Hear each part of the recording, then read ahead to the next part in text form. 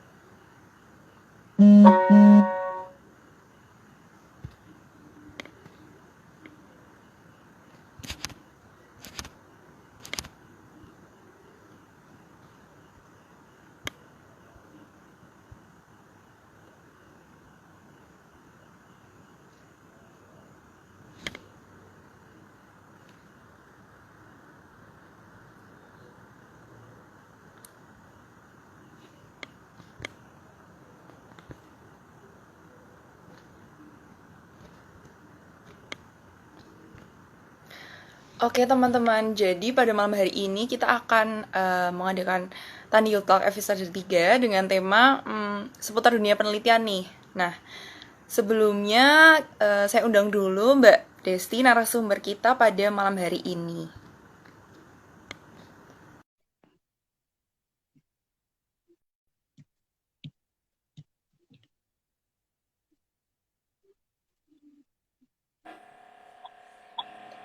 Sebentar. Oke. Selamat malam Oh, Mbak Desti. malam sore baru masuk, baru join. Iya, nggak apa-apa Mbak. Oke, karena Mbak Desi sudah bergabung, kita langsung mulai aja ya teman-teman. Jadi sebelumnya perkenalkan terlebih dahulu, saya Konita Aulia, saya founder dari Taniyot. Pada kesempatan kali ini saya akan memoderatori nih Taniyot episode 3 yang temanya meniti karir sebagai peneliti, siapa takut. Nah, narasumbernya ini ada Mbak Desti Dwi Sulistyawati, seorang asisten peneliti nih di Lembaga Ilmu Pengetahuan Indonesia. Sebelumnya Mbak Desti mungkin bisa menyapa teman-teman dulu nih Mbak yang sudah bergabung. Halo semuanya. Ini ada teman-teman dari ini ya, Taniot ya.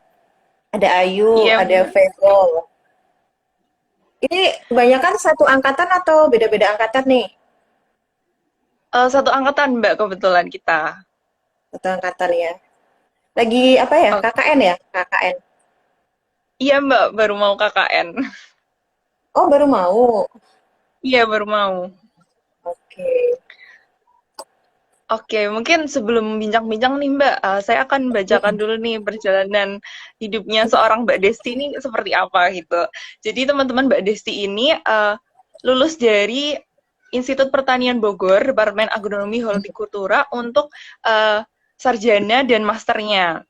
Kemudian Mbak Desti ini juga aktif sebagai co-founder di IPB Entrepreneurship Community pada tahun 2010. Kemudian pernah juga sebagai penyaji pada acara International Student Paper Competition di Berlin tahun 2010 dan pernah menjadi first runner-up Global Partnership Competition di South Korea pada tahun 2012. Nah, Mbak Desi ini juga pernah menjadi dosen tamu nih di Institut Pertanian Bogor, mata kuliah kewirausahaan. Nah, saat ini Mbak Desti bekerja sebagai asisten peneliti ahli pertama botani di Lembaga Ilmu Pengetahuan Indonesia sejak tahun 2018 sampai sekarang. Wah, menarik banget nih Mbak perjalanan karirnya Mbak Desti nih. Sangat Nah, berliku. Nah, mungkin langsung masuk ke pertanyaan pertama nih Mbak dari saya. Kenapa sih kok Mbak Desi akhirnya memutuskan untuk mau menjadi peneliti gitu Mbak dan terjun di bidang riset? Em, Sebelumnya aku cerita latar belakang dulu kali ya. Jadi dulu itu aku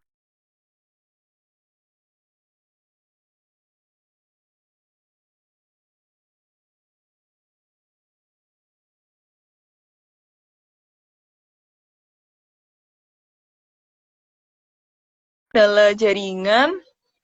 Halo Mbak Desi, apakah masih terhubung? ya masih masih Oke. masih. Iya, jadi saya SMA-nya kan dari IPS, tapi pengen banget masuk IPB, ngambil pertanian karena memang saya punya passion di sana dari kecil. Jadi kalau dari kecil ditanya mau jadi apa, saya jawabnya pasti selalu pengen jadi insinyur pertanian gitu cita-citanya. Nah, terus kemudian ya udah saya berjuang, akhirnya dari IPS itu saya ambil IPC ya, ilmu pengetahuan campuran. Akhirnya dapet tuh alhamdulillah masuk ke IPB. Pilihan pertama saya itu waktu itu IPB, kedua IPB, ketiga baru UI tuh yang PS-nya. Nah, alhamdulillah masuk di pilihan pertama. Nah, saya cuma bilang karena perjuangan saya tuh lumayan berat karena dari IPS harus ngambil belajar dua ya jadi IPA IPS terus ngambil IPC. Saya cuma bilang gini ke Allah, saya pengen sebagai perwujudan rasa syukur saya karena saya sudah diizinkan untuk belajar di Institut Pertanian Bogor. Saya pengen membuat sesuatu lah istilahnya, berkontribusi sesuatu buat pertanian Indonesia. Jadi titiknya tuh di sana, dimulai dari ketika saya masuk ke kuliah S1. Nah, terus di sana tuh pokoknya saya menyelami senang banget bisa belajar, terus pokoknya mengeksplorasi macam-macam yang ada di IPB sana kan. Jadi ada lomba-lomba saya ikuti tuh, karena saya kan masih awam. Jadi saya mulai dari tahun pertama nyoba gagal gitu karena nggak tahu belum pengalaman terus belajar lagi waktu itu bikinnya karya tulis ilmiah kan teman-teman tahu PKM kan program kreativitas Tahu mahasiswa. Mbak? Nah ya saya Tahu udah tahu. ikut dari tahun 2008. Tuh, saya udah ngikut dari 2008 sampai 2010. Tuh saya ikutin 8, 9, 10. Jadi saya 3 kali, alhamdulillah ke PIMNAS, 2 kali yang presentasi, satu jadi ini uh, tim pameran IPB gitu. Nah, jadi itu dari pertama belajar untuk nulis gimana sih tahun 2007 tuh sebenarnya udah lolos satu. Nah, setelah itu lolos lagi ada beberapa sampai yang terakhir tuh sampai sekitar 8 PKM lah, ada PKM penelitian, terus kemudian Wah, PKM kewirausahaan sama PKM pengabdian masyarakat. Nah, tapi uniknya adalah kenapa saya bisa punya banyak karena intinya saya cuma bikin satu sebenarnya. Jadi hasil dari penelitian S1 saya itu saya terapin. Kan penelitian S1 kan penelitian ya berarti ya. Habis itu saya terapin ke masyarakat, jadi pengabdian masyarakat gitu. Nah setelah itu pengabdian masyarakat ada hasilnya dong. Waktu itu saya penelitian ubi jalar tentang generasi bibit. Saya bikin macam-macam, ada hasilnya, terus bingung gimana ya. Ya udah kita olah aja. Akhirnya sampai punya produk. Nah, dari sana kewirausahaannya terus jalan. Nah, terus pokoknya ada beberapa cabang. Saya bikin kreasi umbi dan rimpang sebagai tanaman hias. Jadi umbinya saya bikin jadi tanaman hias. Dan itu justru yang lolos ke PIMNAS tahun 2009 gitu. Jadi saya udah latihan untuk membuat proposal karya tulis ilmiah itu sejak di kuliah S1. Nah, kemudian waktu kuliah S2 itu saya bikin apa ya? Men-challenge sendiri-sendiri. Karena waktu S1 itu sudah bermain di ranah nasional, jadi saya men-challenge sendiri-sendiri untuk oke, saya memang tertarik untuk melanjutkan penelitian saya S1 masih penasaran banget kan. Jadi saya ngambil penelitian S2 itu tetap ubi jalar gitu. Tapi saya men-challenge nih, saya pengen ikut lomba-lomba yang di internasional. Jadi selama saya kuliah S2 itu saya ngambilnya tuh nyobanya tuh lomba-lomba yang internasional. Jadi tetap saya bikin tulisan terus apply terus menang misalnya kayak gitu deh. Jadi istilahnya nggak nyangka juga ya jadi ada hadiah-hadiah. Nah, tapi ternyata saya berpikir bahwa ternyata sebenarnya awal tuh merencanakan saya latihan untuk penulisan-penulisan itu dari penulisan nasional sampai internasional tuh ternyata Allah mau mengirim saya menjadi seorang peneliti. Padahal dulu nggak pernah kepikiran jadi peneliti gitu kan. oh, oke oke. Oke. Terus ya udah akhirnya uh, lulus itu saya sebenarnya lebih kepengen masuk ke entrepreneur di bidang pertanian. Cuman kata orang tua saya disuruh coba tuh PNS kan. Ya udah saya coba aja, saya cuma coba-coba aja kan gitu. Ya udah alhamdulillahnya memang ada satu formasi di LIPI yang kosong dan khususnya untuk agronomi dan hortikultura cuman ada satu. Saat itu cuma ada Hmm, satu. gitu. Ayo Oke. udahlah saya coba aja. Gitu, dan alhamdulillahnya ternyata Allah kasih jalan bisa lolos ke LIPI. Ya udah, jadi kan dari situ berarti doa saya tetap dikabulkan dong. Ya kan, saya pengen berkontribusi untuk pertanian Indonesia, ya udah dibukain jalannya menjadi seorang peneliti di Lembaga Ilmu Pengetahuan Indonesia. Oh, tadi tadi udah di-mention sedikit Mbak tentang LIPI gitu. Jadi Mbak di sini kan bekerja di LIPI. Mungkin ada teman-teman yang belum tahu nih Mbak, LIPI itu apa Mbak? Boleh dijelasin singkat aja Mbak, LIPI.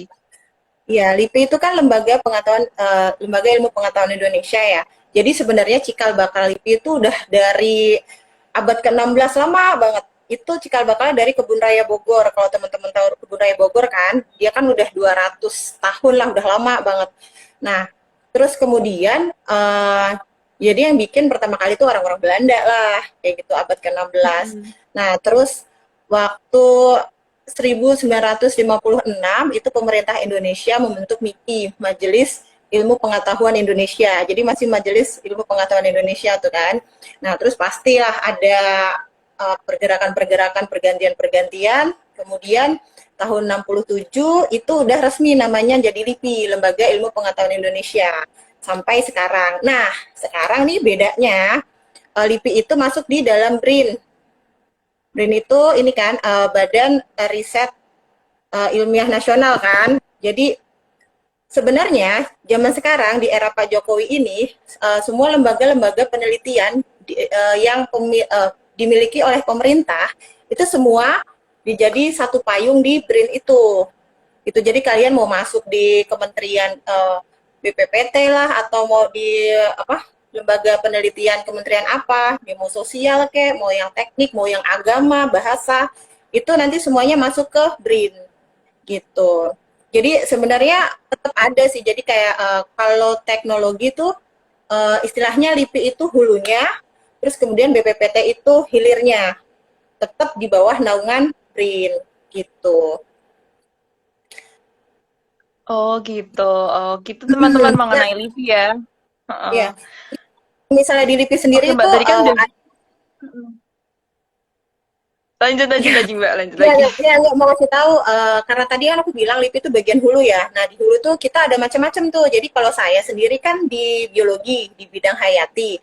Nah, kemudian ada di bidang keteknikan, terus ada sosial masyarakat juga gitu kan, ada bidang jasa ilmiah gitu. Jadi macam-macam. Jadi nggak cuman misalnya dari IPA, tapi IPS juga ada, bahasa agama juga ada, tapi beda-beda tempatnya gitu. Oh, jadi LIPI ini tuh bidangnya luas gitu ya Mbak, macam-macam gitu di dalamnya. Macam-macam. Oke. Mbak Desi mungkin juga bisa nih Mbak cerita tentang suka dukanya. Mungkin teman-teman yang bayangin, "Ah, wah enak banget nih Mbak Desi langsung bisa apa melejit gitu kan. Tapi teman-teman mungkin perlu tahu juga cerita duka, cerita sukanya gitu Mbak di balik semuanya gitu. Suka dukanya kalau jadi peneliti sebenarnya jadi peneliti itu sebenarnya nggak jauh beda dari mahasiswa. Jadi meneruskan kesenangan waktu kuliah untuk cari tahu kan, untuk penelitian gitu. Jadi bedanya cuman waktu mahasiswa kita bayar, waktu kerja kita dibayar, gitu kan.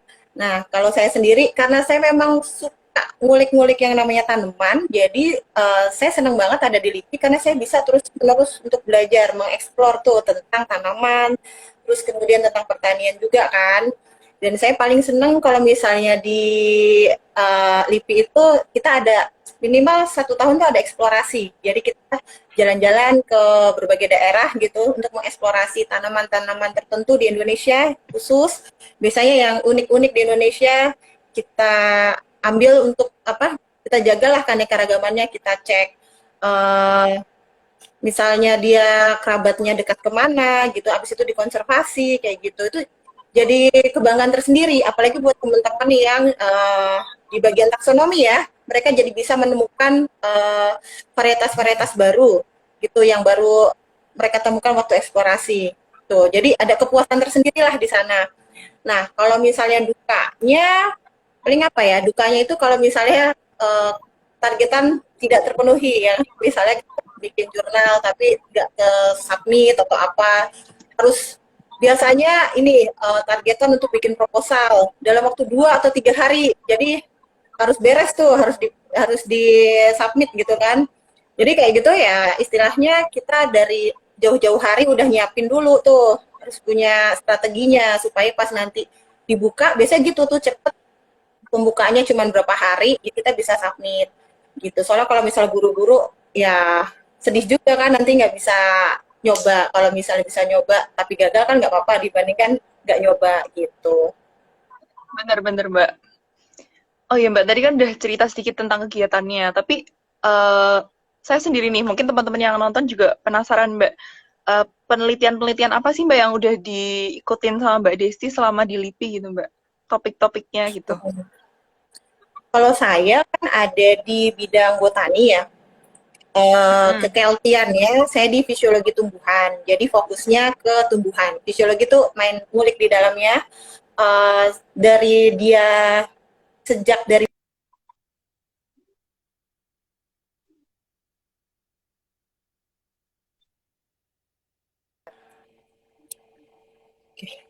sampai ke panen. Jadi benar-benar ngecek apa sih yang terjadi pertumbuhan dari awal sampai perkembangan sampai dia panen. Itu kalau fokus yang saya teliti, ya kan? Terus kalau selama di LIPI ini saya fokusnya itu penelitian tentang cekaman kekeringan pada tanaman sorghum sih. Biasanya saya mainnya 2 tahun ini di tanaman sorghum. Terus kemudian saya juga kemarin membimbing mahasiswa juga dari Padang, Universitas Negeri Padang itu uh, pegagan gitu. Kita cek asiatikotipnya gitu kan. Terus uh, apa lagi ya? Sekarang sih lagi mau fokus tentang di umbi-umbian sama penelitian tentang cabai gitu. Wah, jadi udah banyak banget pengalamannya ya Mbak. Macam-macam nih Iya, komoditasnya yang udah pernah diteliti itu sama Mbak Desti. itu kalau misalnya penelitian ya, tapi kan kita selain meneliti ada pembimbingan juga kan, misalnya anak magang atau yang mau Hmm. uh, ngambil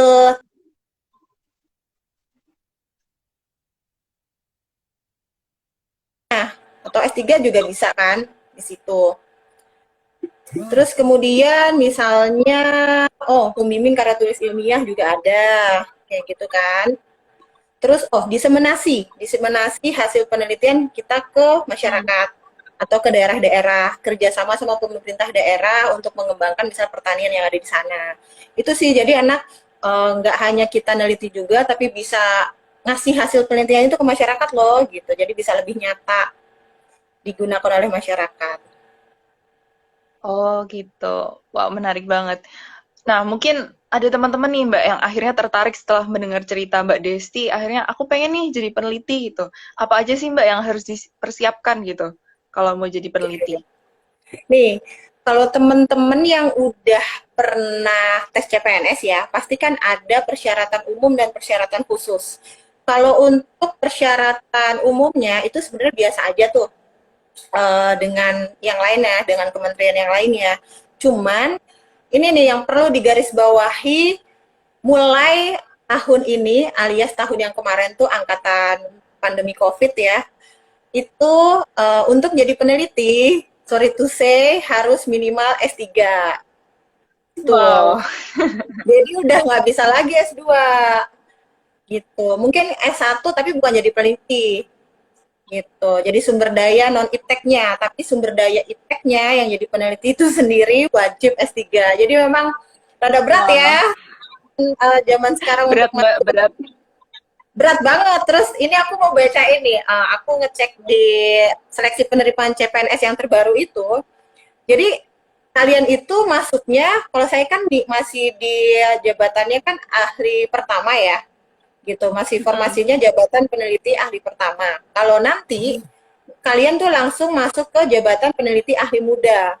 Dengan kualifikasinya harus S3 gitu. Nah, kalian itu nggak dipeduliin tuh IPK-nya berapa, udah nggak dipeduliin tuh sama LIPI gitu. Tapi kalian dibutuhkan adalah surat keterangan bukti pernah memperoleh dana penelitian.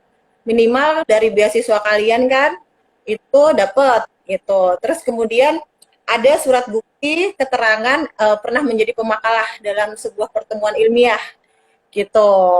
Terus ada lagi nih, 2 buah karya tulis ilmiah dalam bentuk artikel di proceeding ilmiah yang diterbitkan dan berperan sebagai kontributor utama. Ingat ya, kontributor Wow. utama. Kira gitu. Jadi wajib kayak emang itu penelitian aku inti gitu kan, nggak cuma ngikut doang kan, gitu. Mhm. 2 loh, 2 nih 2. Dua Terus ya. nah, kemudian, nah ini tambah lagi 3 buah artikel ilmiah yang diterbitkan pada jurnal ilmiah minimal terakreditasi nasional atau buku ilmiah diterbitkan penerbit nasional atau naskah akademis, perdirjen atau perperda atau kekayaan intelektual bersertifikat terdaftar dan berperan sebagai kontributor utama. Jadi berat, jadi Wow. cerita teman-teman CPNS yang baru masuk tahun ini sebenarnya ternyata lulusan S3 itu banyak yang mendaftar di LIPI, tapi banyak yang nggak lolos di administrasi gitu loh. Jadi ya karena persyaratannya tuh susah banget tuh. Persyaratannya kan tadi kan harus ada karya tulis ilmiah, 3 buah artikel ilmiah itu memang persyaratan untuk lulus S3 kan. S3 itu kan nggak gampang lulus S3 itu. Penelitiannya aja bertahap dan banyak gitu. Nah gitu deh. Jadi kalau dari jalurnya di situ masih sama ya. Jadi ada jalur umum biasa, terus jalur dispora, penyandang disabilitas, sama formasi lulusan terbaik berpredikat cum laude. Jadi sama sih kayak yang di tempat-tempat lain juga. Oh, sama satu lagi yang pelamar formasi Papua dan Papua Barat. Cuman ya tadi yang mesti dicapai dari sekarang, ditarget dari sekarang, itu yang tadi itu gitu. Soalnya kalau nggak dapat itu, nah, itu kan adalah bagi pelamar lulusan perguruan tinggi luar negeri eh, nggak harus tidak memiliki IPK, wajib menyertakan salinan transkrip nilai. Jadi IPK belum ada itunya, tapi transkrip nilainya udah harus ada gitu kan ya. Kayak gitu deh. Emang rada-rada susah ya. Tapi kan sekarang misalnya Susah udah ada banget Mbak PDMS itu. dulu. Yang S1 langsung S3 itu kan, ada yang S1, S2, Iya, S3. ada. Jadi itu teman-teman yang bisa dapat beasiswa itu ya maksimalkanlah.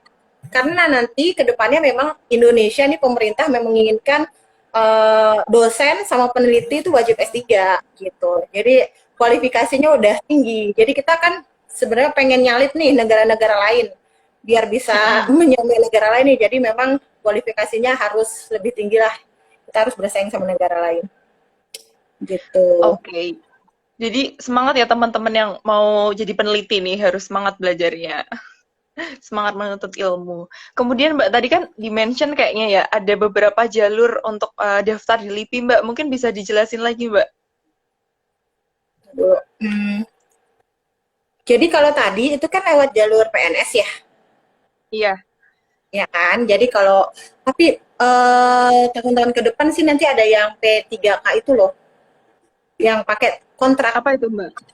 yang pasti pokoknya dikontrak sama pemerintah, dia nggak ada. Jadi ada beberapa tahun, habis itu bisa diperpanjang. Terus kalau misalnya nggak mau, kamu bisa pindah ke kementerian lain, misalnya kayak gitu. Gitu kontraknya misalnya per berapa tahun nanti diperpanjang, tapi nggak ada di haknya itu sama kayak jadi PNS, cuman nggak punya apa pensiunan gitu. Makanya aku Oh, ya semua yang nanti dokter, apa tenaga tenaga kesehatan, tenaga pendidikan itu nanti banyak yang pakai jalur itu. Gitu itu kenapa? Karena ini ya banyak yang PNS-PNS itu main pindah-pindah-pindah gitu kan, repotin gitu. Jadi untuk mencegah hal itu ya udah kalau kamu pindah kamu boleh tapi pakai formasi yang P3K itu. Tuh, terus oh, makanya kalau aku sekarang sih ngingetin mau jadi apapun kalian jangan apa ya, jangan berpikir uang pensiunnya deh.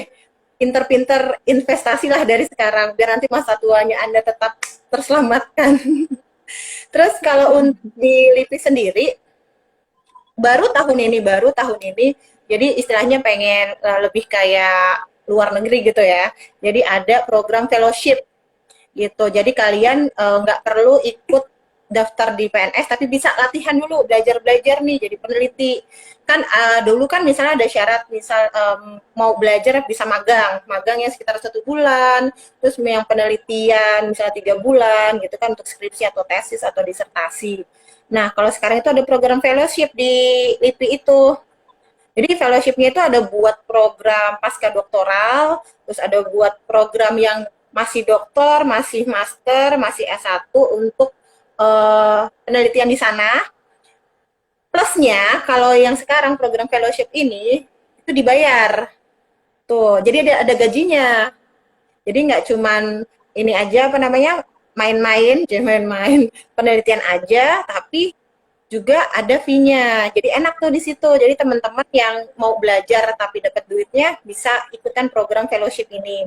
Terus ada program peneliti tamu juga. Biasanya ini dari asing tuh. Jadi kepengen sih sebenarnya dari pihak LIPI itu ada kayak transfer ilmu pengetahuan. Jadi yang peneliti-peneliti dari luar datang ke sini, kita penelitian bareng, ilmunya, pengalamannya yang didapat dari luar negeri itu ditransfer. Jadi dia nggak terlalu mungkin lama atau cuma project misalnya 5 tahun, habis itu mau pindah lagi juga boleh, bisa diperpanjang juga boleh. Yang pasti biar kita tadi lebih bersaing sama internasional ya, jadi ada program itulah, biar ada pertukaran ilmu pengetahuan. Nah, yang ini kemudian ada program pembantu peneliti, riset asisten yang tadi aku bilang. Jadi kayak teman-teman yang lulusan D3, S1, S2 itu bisa latihan buat jadi peneliti, ngikut program pembantu peneliti ini. Itu juga dibayar. Nanti kalau teman-teman misalnya tertarik, aku ada ini apa PowerPoint PDF-nya nanti aku kirim ya. Jadi biar tahu syarat-syaratnya apa lebih detail gitu. Soalnya Oke, kalian jadi harus, buat teman-teman yang penasaran nanti bisa DM Taniot ya, nanti kita kasih untuk ya nanti kirim PDF-nya. ya. Soalnya kan harus sesuai kan, kalian bidangnya apa, cocoknya apa, ngambilnya Mm-mm. penelitiannya di bidang apa gitu. Nanti kan kalian harus nyari dulu tuh, sesuaiin. Kalau bisa udah ada kenalan sama penelitinya, bisa tanya-tanya di labnya lagi penelitian tentang apa, cocok nggak, kayak gitu. Lebih menarik. Tapi jangan lupa ini tetap ada saingannya gitu. Jadi kalian harus Oh, tetap jadi tetap biasa ada seleksi ya, Mbak? seleksi, tetap ada seleksinya dari Pusbindiklat gitu. Nggak apa-apa sih. Aku ngerasa gini, ini adalah program yang baru ada, mungkin orang belum banyak tahu, jadi aku ngerasa ini banyak peluang. Jadi dicoba aja, siapa tahu lolos. Gitu. Untuk syarat dan ketentuannya nanti ada di PDF ya. Nanti kalau ada yang tertarik minta ke Taniot aja. Mbak, kalau untuk informasi lebih lanjutnya bisa lihat di website mana gitu, Mbak? Websitenya, ntar aku kasih deh linknya. Oke, oke, Mbak. Siap, siap. Ada kok. Oke, oke, oke. Selanjutnya kita masuk ke peluang kerja nih, Mbak. Gimana sih kalau peluang kerja sebagai peneliti dan juga prospek karirnya tuh seperti apa gitu, Mbak? Sebagai gambaran. Peluang kerja jadi peneliti, kayak peneliti itu udah kerjanya deh. Cuman kemarin saya diingatkan ya, saya belajar kalau misalnya kita tuh kan tiap orang tuh punya misalnya kecerdasan masing-masing berbeda ya. Gitu. Misalnya kalau kayak saya ini lebih suka yang ada di lapang. Bukan yang orang yang kayak meng-create apa yang harus baru segala macam kayak yang pinter banget enggak gitu. Nah, jadi kalau saya lebih senang kalau misalnya diseminasi kayak gitu kan. Lebih ada yang suka lebih eksplorasi, ada yang suka ngutak-ngutik macam-macam segala macam. Ada yang teman saya ngayal pengen bikin penelitian di luar angkasa di bulan itu ada juga apa-apa. Ada yang niatan pengen bikin Nobel, dapetin Nobel juga ada yang pengen jadi profesor riset itu banyak juga gitu. Jadi tadi yang saya bilang ya bisa jadi profesor riset. Jadi kalau kalian fokus menekuni suatu bidang, nanti kalau misalnya udah sampai titiknya kalian bisa presentasi untuk dapetin jadi profesor riset itu.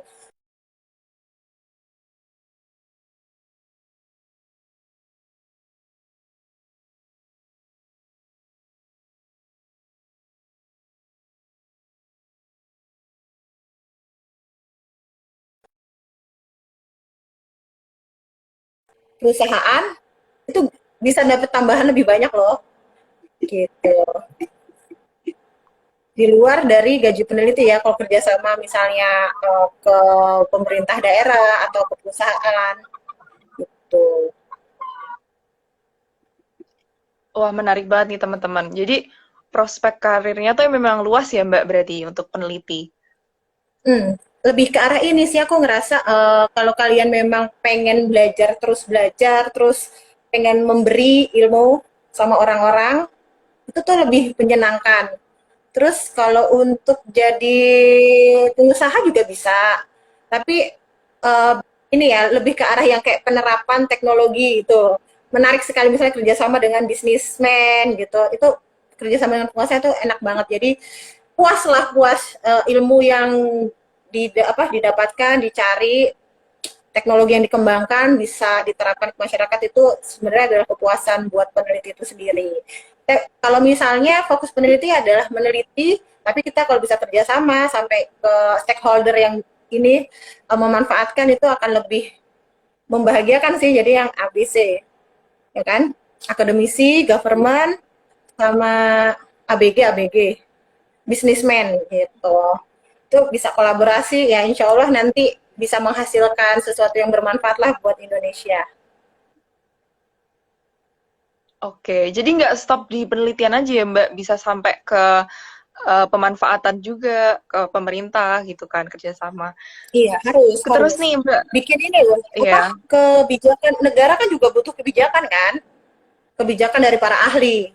Nah, itu juga salah satu fungsi dari LIPI, itu juga kita ngasih apa, saran buat nanti pemerintah ngambil keputusannya seperti apa sih. Misalnya kalau di bagian hayati untuk tidak merusak eh, fauna yang ada di lapang kan, itu seperti apa, itu ada tuh banyak ininya syaratnya, dan itu yang pegang orang-orang LIPI gitu, yang punya kuasa lah, dikasih tanggung jawab sama pemerintah untuk membantu pemerintah bikin kebijakan gitu. Jadi sebenarnya nggak cuma neliti-neliti doang sih, sampai ke arah sana gitu, bisa bermanfaatnya. oke. Oke, menarik banget nih informasi yang dari Mbak Desi sampaikan. Nah, selanjutnya kita masuk sesi tanya jawab nih. Buat teman-teman yang masih kepo-kepo dari penjelasannya Mbak Desi, bisa langsung tulis di kolom komentar ya pertanyaannya. Nah, Mbak, ini sebelumnya sudah ada pertanyaan nih Mbak dari Zila_Nuris. Ada yang bertanya, kalau jadi peneliti LIPI itu ada kontraknya nggak, Mbak? Kemudian bekerjanya tuh per apa? Apakah per tim atau individu atau seperti apa? Mungkin bisa dijawab, Oh, Mbak. iya, iya. Benar, benar, benar. Kalau kontrak, kalau untuk yang PNS ya seperti biasa ya, kontrak jadi PNS sama aja di mana aja. Yang kayak mau ditempatkan di seluruh Indonesia, jadi bisa dipindah-pindah. Jadi kayak misalnya ada yang dari laut dalam pindah ke biologi, laut dalam itu ada di Ambon, pindah ke Cibinong, ya itu udah jadi kontrak waktu di awal jadi PNS. Terus tadi apa yang pertanyaan kedua? Kerjanya per tim atau per apa, Mbak? Oh iya, udah nggak bisa lagi zaman sekarang kerja sendiri-sendiri ya. Udah nggak boleh, harus kolaborasi, harus kerja tim, harus kerja bareng. Dan itu memang setiap awal tahun tuh kayak kita sudah membentuk, boleh nih. Jadi kalau di LIP itu ada kekeltian, ada macam-macam kekeltian. Itu kita bisa kerjasama dengan kelti lain. Kalau saya kan keltinya di fisiologi tumbuhan, tapi bisa kerjasama dengan keltian lain gitu. Misalnya taksonomi. Dari taksonomi mereka mencari dapat apa, tanaman yang baru kan. Kemudian kami yang memanfaatkannya, jadi dibudidayakan, fisiologi bagian membudidayakan, seperti kayak gitu. Sekarang harus, nggak boleh lo gue, jadi harus kerjasama. Misalnya nih aku sama temen yang di anatomi, saya tanam nih beda beda beda jenis, beda aksesi. Nah kemudian nanti misalnya daunnya nanti dilihat sama teman-teman yang dari anatomi bedanya di mana. Jadi kalau saya ngelihat fisiologinya, dia ngelihat sampai ke dalemannya tuh, daleman si daunnya ada yang beda nggak sih gitu. Jadi nanti bisa dikorelasikan tuh kenapa dia hasilnya berbeda. Oh ternyata misalnya jumlah stomatanya berbeda kayak gitu. Bisa sampai dikaitkan sampai ke arah sana, dan memang saat ini memang harus kolaborasi. Kalau sendiri-sendiri istilahnya hasilnya nanti kurang greget gitu kan. Karena kalau dari beda bidang kan bisa saling mengisi nih. Ini ternyata hasilnya karena begini. Yang aku nggak bisa jawab ternyata misalnya di bagian tanahnya, mikrobiologi tanah tuh bisa jawab kayak gitu. Jadi lebih menarik nanti hasilnya. Oh, gitu. Jadi kolaborasi ya bekerjanya di LIPI ini bukan individual. Harus, Kemudian harus. Mbak, ini ada pertanyaan lagi dari Afika Pertiwi. Mungkin ini maksudnya untuk pertanyaan yang fellowship. Dosen bisa nggak Mbak untuk join programnya itu Mbak? Bisa, dosen kan berarti S3, ya itu udah syaratnya udah masuk. Oke, bisa. Oh, Kemudian Mbak, ini terus ada ini tadi ada aku lupa juga untuk yang oke. kolaborasinya nggak hanya di sesama LIPI ya, tapi bisa kolaborasi dengan misalnya universitas lain, ya kan? Terus kemudian dari kementerian ke lembaga lain tuh juga bisa. Jadi kita membuka kesempatan luas lah untuk bisa kolaborasi dengan berbagai pihak. Oke. Lanjut Kanita. Oke, selanjutnya ada pertanyaan nih Mbak dari Bang_Theo26. Ada berapa bidang Kak di LIPI gitu? Nah, di bidang aku belum ini ya, ada satu, dua, tiga, empat, lima. Jadi ada 5 deputi, aku baca ini agak kecil nih. Jadi ada deputi bidang ilmu pengetahuan kebumian, kemudian itu ada di Bandung ya. Terus deputi bidang ilmu pengetahuan hayati ada di Cibinong. Deputi bidang ilmu pengetahuan teknik itu ada di Serpong. Terus ini apa nih? Deputi bidang pengetahuan, oh sosial dan kemasyarakatan itu kemasyarakatan apa kemanusiaan ini? Itu ada di ini, Lipigatsu sama Jasil, jasa ilmiah, teknologi pengujian tepat guna. Oh, ini ada di mana-mana dia. Ada yang di Subang, ada yang di apa? Gunung Kidul ada juga gitu. Jadi ada 5 ya, ada 5 deputi bidang ilmu, terus bagi-bagi di situ banyak ada pusat penelitiannya. Misalnya nih, contohnya saya aja di pusat penelitian ini ya, biologi itu masuk ke pengetahuan hayati. Jadi ada biologi, kemudian ada pusat penelitian bioteknologi, pusat penelitian konservasi tumbuhan dan kebun raya, terakhir pusat penelitian biomaterial. Jadi teman-teman kalau misalnya tahu beberapa kebun raya di Indonesia itu yang mengurus tuh ada itu adalah LIPI gitu. Ada yang dari yang megang universitas tapi ada dari LIPI juga. Itu mungkin yang teman-teman baru tahu kalau misalnya oh iya kebun raya itu pegangannya LIPI juga masuk ke pengetahuan hayati ya, ilmu pengetahuan hayati gitu.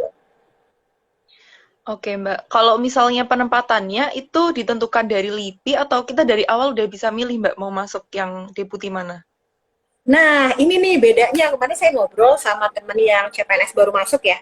Kalau saya dulu Mm-mm. tuh udah jelas. Saya nanti formasinya butuhnya agronomi dan hortikultura untuk lab fisiologi tumbuhan masuk ke ilmu pengetahuan hayati di Cibinong gitu kan itu saya udah jelas waktu itu. Nah tapi untuk teman saya yang baru masuk ini yang banyak S3 ini ternyata mereka itu ada yang sesuai sama bidangnya nanti ditempatkan di mana. Yang penting tuh tadi dulu mas syaratnya mereka masuk dulu yang tadi saya sudah sebutin banyak itu. Nanti kira-kira nih kalian cocoknya masuk ke mana gitu. Jadi belum tahun ini di pusat penelitian biologi nih itu 2 orang yang buat biologi, yang botani itu 2 orang masuknya ke lab saya. Jadi di lab lain itu nggak kebagian CPNS baru, cuman ada 2 masuk ke lab saya, tapi biologi itu ada 7 orang gitu. Jadi ya istilahnya karena bidang mereka cocoknya di lab saya gitu. Jadi kalau misalnya dimasukin ke lab lain kan nanti bingung kan ya gitu. Jadi ini selalu ini ya berganti ya beda-beda. Makanya nanti kita lihat aja setiap tahun persyaratannya apa, teknisnya kayak gimana ya memang harus dilihat terus. Oke. Kemudian Mbak ini ada pertanyaan dari Devi Mareta. Halo Mbak Desti, di LIPI ada bukaan lagi kah di rekrutmen PNS tahun ini Mbak? Mungkin ada informasi spill-spill dikit Mbak. Tahun ini ya, aku nggak tahu deh kalau tahun ini ya. Soalnya tahun baru tahun kemarin-kemarin aja baru masuk. Belum tahu deh kalau misalnya bisik-bisik tahun ini ada lagi atau enggak. Belum tahu deh, belum tahu beneran gitu. Soalnya karena ini tahun apa ya tahun COVID ya, kasihan juga sih benernya yang baru masuk jadi kayak nggak ada. latsarnya online, ya gitu kan nggak bisa ketemu kumpul teman-teman dari berbagai daerah tuh, kan disebar kemana-mana tuh nggak ngumpul, jadi kayak kurang ini aja, kurang bersosialisasi dengan teman-teman yang lainnya kan era COVID ini. Nah, kemarin sih wacana bisa jadi iya, bisa jadi enggak, karena lihat kebutuhan ya, karena ada yang pensiunan juga kan, gitu. Kita nggak tahu sih, karena jujur kayak misalnya tahun lalu aja itu nggak tahu. Saya kira sudah selesai nih di lab saya, udah nggak akan dimasukin lagi untuk beberapa tahun ke depan. Ternyata tahun ini dapat dua, kayak gitu. Padahal tahun lalu dapat satu, sedangkan lab lain ada yang nggak dapat gitu. Jadi ya itu sebenarnya belum dapat bisikan dari atas. Oh, jadi tergantung ini ya Mbak, tergantung apa masing-masing lab gitu. Iya, tergantung. Sebenarnya nanti ketahuan kok kalau misalnya lab itu ada yang pensiun kosong, nanti kan pengisiannya ini lagi. Cuman penempatannya itu kadang yang kita nggak pernah tahu. Ada yang tarik-tarikan juga, yang tahun-tahun sebelumnya tuh tarik-tarikan. Misalnya nih ada pernah waktu itu dari fisiologi tumbuhan dipinjem dulu gitu ke lab ini kultur jaringan kayak gitu. Habis itu baru dibalikin lagi. Kayak gitu deh. Jadi tiap tahun beda apa aturan gitu kan. Jadi siap-siap aja lah. Makanya tadi yang dibilang siap ditempatkan ke berbagai daerah di Indonesia, ya udah siap-siap aja gitu. Oke Mbak, ini terima kasih katanya Mbak Desti gitu jawabannya. Kemudian saya sedikit penasaran Mbak, tadi kan ada yang PNS terus ada yang kontrak. Nah, itu persyaratannya sama nggak sih seperti yang Mbak Desti jelaskan tadi untuk yang kontrak? Sama, iya sama aja. Makanya Oh, sama. istilah apa ya, kayak mau masuk PNS sama aja sebenarnya. Cuman hak apa namanya, haknya agak beda, sama kontraknya agak beda. Tapi persyaratannya sama. Itu sih tetap aja. Oke, gitu ya teman-teman. Jadi sama persyaratannya. Ada pertanyaan lagi nih Mbak dari Arvika Pertiwi, pensiun di LIPI itu umur berapa Mbak? Nah, diperpanjang saudara-saudara. Jadi biasanya dulu kan 65 tahun ya. Mulai tahun kapan ya? 2019 apa ya? Jadi 70 tahun. Gitu. Jadi lebih lebih panjang, lebih lama kalau jadi peneliti itu. Jadi istilahnya bisa sih nanti misalnya mau jadi ke jadi dosen juga boleh. Kalau udah mumpuni kan udah biasanya tuh kalau udah ahli utama gitu ya, mau jadi dosen tamu juga bisa. Soalnya bisa jadi dosen dengan syarat misalnya 3 SKS aja ngambil. Karena kan banyak yang ahli-ahli misalnya di perusahaan di universitas mana belum ada ahlinya kan. Jadi biasanya dipanggil dosen tamu dari LIPI. Itu bisa. Bisa gitu tuh. Karena misalnya udah malas nih penelitian gitu kan, pengen lebih memberi ke mahasiswa.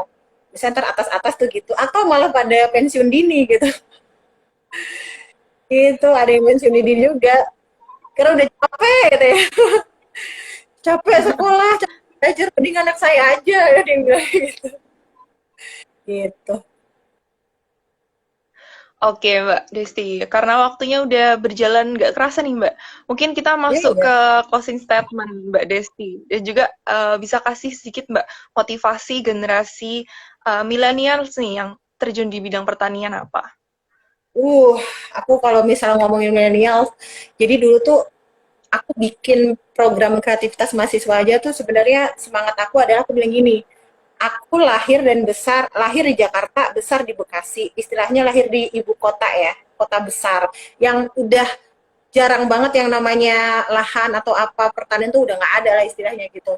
Tapi aku cuman bilang kayak gini, aku berpikir bahwa setiap ada anak manusia yang lahir ke dunia itu sebenarnya ada loh yang orangnya naturalis, yang suka ke alam kayak aku, tapi dia tidak tahu nih mau ke alam mana gitu kan, alam sekitarnya dia tuh udah nggak bisa terakses tuh yang natural itu. Jadi sebenarnya kan zaman sekarang kita ditantang tuh untuk memperkenalkan. Kalau saya dulu tuh kayak gitu, saya berkeinginan untuk memperkenalkan kepada generasi muda Indonesia tuh tentang pertanian kayak gitu. Makanya dari dulu saya suka lebih nge-share, saya bikin produk-produk pertanian kreatif itu lebih untuk ke anak-anak kecil gitu, mengenalkan pertanian sejak dini gitu kan. Nah, saya juga berharap kepada teman-teman nih yang memang pengen banget terjun ke bidang pertanian, terus berkontribusi lah terhadap keanekaragaman hayati Indonesia gitu.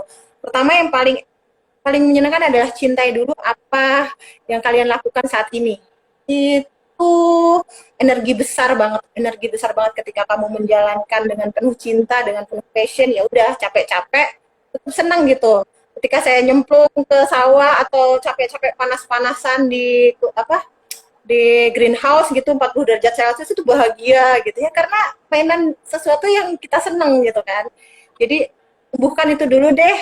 Jadi memang kalau kamu suka jalannya nanti pasti ada. Aku yakin rezeki kamu tuh mengikut di sana. Tapi kerjain dulu apa yang kamu suka itu dengan penuh semangat.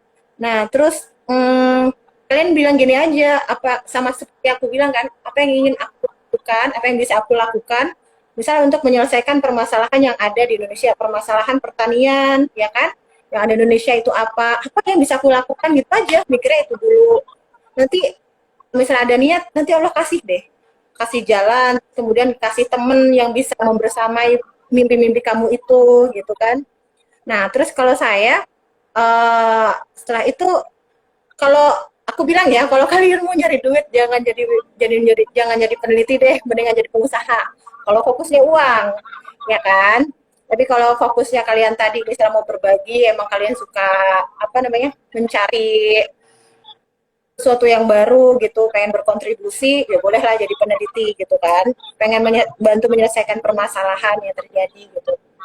Nah, uh, kalau aku bilang nih teman-teman yang mau berkontribusi di sini tuh sampai meninggal, insya Allah ya, gali pengetahuan itu nggak akan ada habisnya. Misalnya nih aku gali tentang ubi jalar terus ya sampai aku mati tuh sebenarnya ilmu terus digali ada lagi sampai saya meninggal juga tetap ada yang bisa dicari kan gitu.